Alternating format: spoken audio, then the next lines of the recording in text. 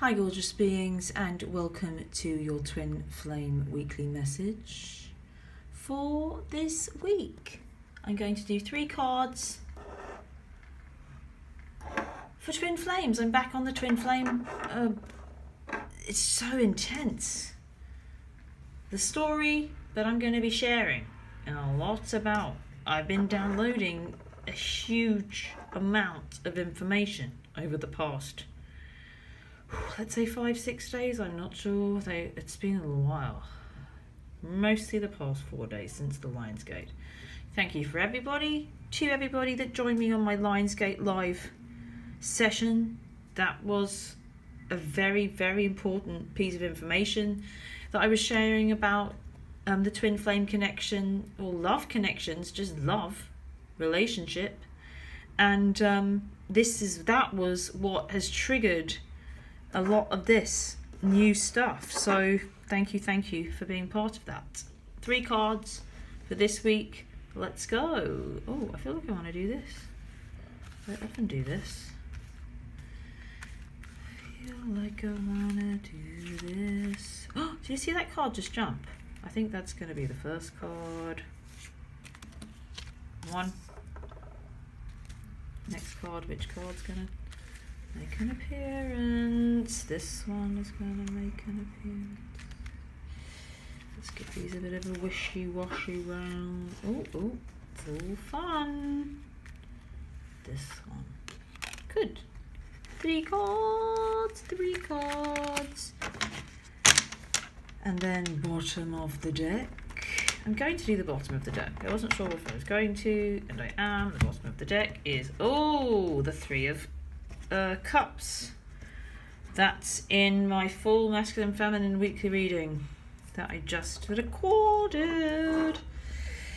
It's about women. It's about women together. It's about needing multiple women. It's about needing women to share their knowledge, their love, their understanding.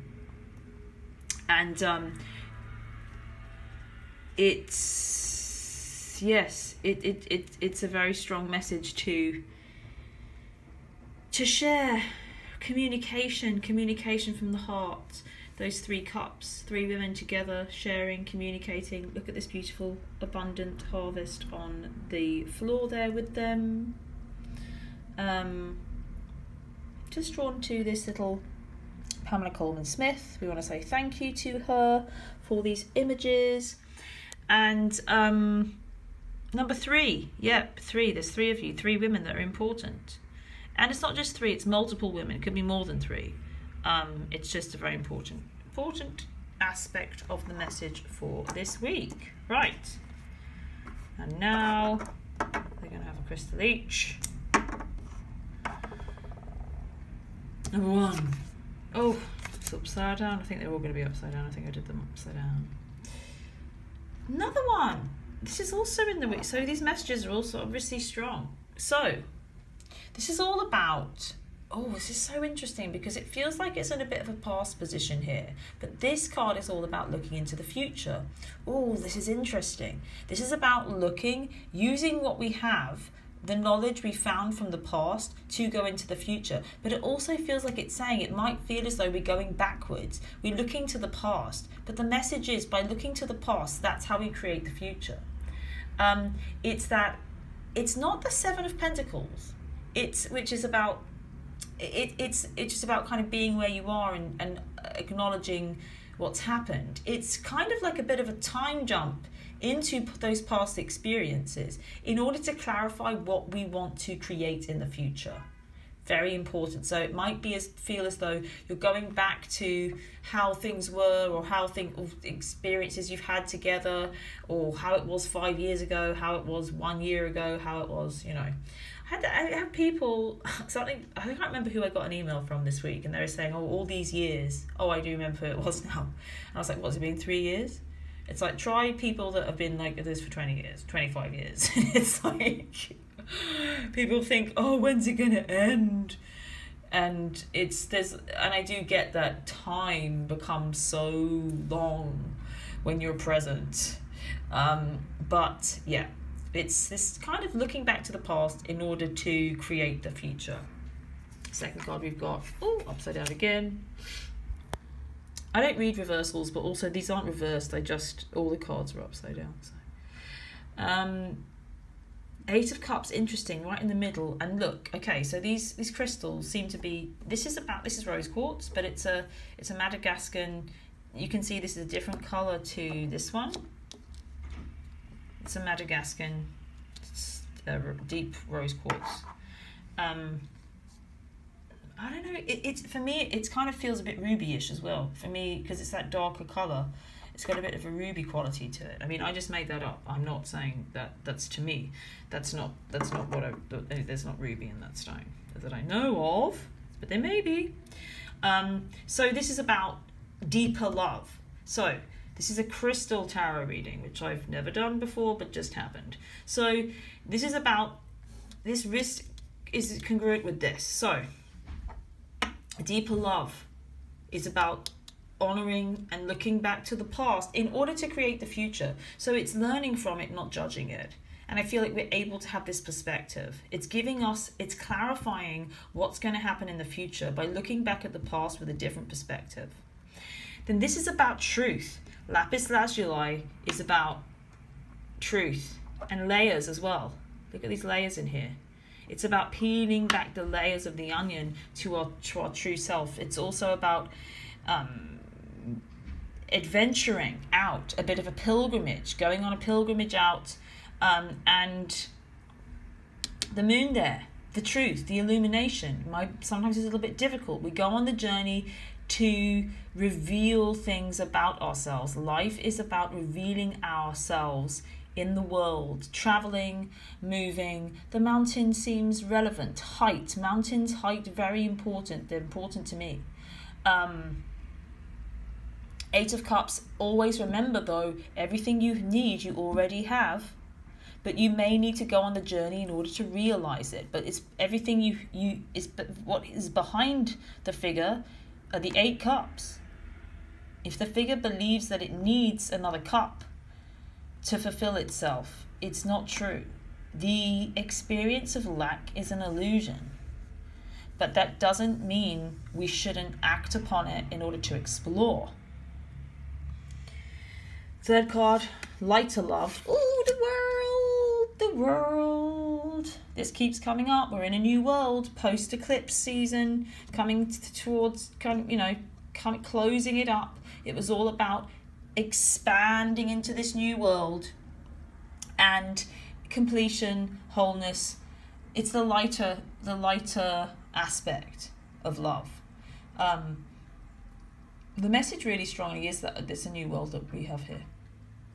And I mean, really, I'm going to be speaking from this new place. We're all different. I can tell you I'm a different being to, I think this week, probably like 5 days. It's been like another kind of quite intense death period. Just seeing the ego and also realizing my position, my place. I have to be honest, I'm going to share. I mean, realizing my place as a seer. I'm a seer, which means I have the ability to see a little bit beyond what most can see. I think we know that. That's kind of part of all of this. It doesn't mean I'm any better, but it does mean I'm different. And I maybe fought against some of that difference and didn't want to be that. I didn't want to separate, but it's very important that I know my role, I guess, so that I can do it to the best of my ability.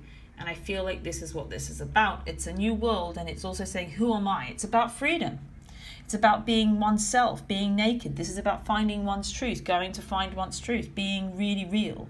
It's a big deal what happened over the past 3 weeks. It's really intense. I've been having a huge amount of interaction with people, loads of emails, loads of big stuff happening, intense, really intense private sessions I've been doing, like really intense things, relationships that have been going on for 15 years that haven't been clarified, that are now clarified because of this enlightening lightning strikes of realization that came with this eclipse season. And now it's about integrating that into a world. We're in a new world together, but it is about who am I? How can I be free? How can I integrate all these aspects of myself? You know, Lionsgate. Look at, oh, sorry. The lion there, you know. For those that were on the bath, remember the meditation. What did the lion say? You know, it's relevant. If you were on it, it's relevant. Maybe do that again. I think I'm going to do it again and see what the lion has to say. So yeah. I'm, like I said, back on the twin flame role, as in I'm being very much moved to share everything I know and do more of this right now in order to move forward. So it is interesting. I feel like it's kind of like going back into what's been in order to move into the future. It's very, very interesting. This reading is wonderful. I'm really enjoying it for myself and for you and for everybody. So thank you for being here. My heart knows your heart. So, you know, even if you don't like it, I do. Lots and lots of love. Oh, slightly different for those that are interested in the full masculine feminine reading this week. It's not on Vimeo, it's on my booking page. It's in a different place. So, just to let you know. Otherwise, I'm going to see you very, very, very soon. And yeah, I like this crystal reading. I feel like I'm hanging on because there's something I haven't said. I think it's to do with this rose quartz here. It's about lightening up about the self. It's about lighten up that kind of self that needs to know. It's about all this twin flame. It's not about the story. Like I say in the larger, longer weekly reading, it's I talk about how people they're in love with the stories and not with the practicalities. It's not about this is about lighten up about who you think you are, and then you'll get to experience yourself in love. It's saying lighten it up. Though it might feel quite heavy and heavier to go into that past stuff, it's moving you into a lighter experience of yourself and the world and in this love. So that seems like it's good. I love this reading. Isn't it cool? Crystal, I like it. So thanks very much. This got created because of you, because you're here. Thank you. See you again soon. And in this week's full weekly reading, how do our ideas about time and money impact our twin flame experience, our experience of ourselves, which is also our experience of another? How is it impacting our connection this week? It's a big way. It's a big thing. So it might be something we don't really want to talk about, but it does impact our relationships because it impacts our practical reality. So it's very important in terms of what people call bridging 5D and 3D. See you there in a second.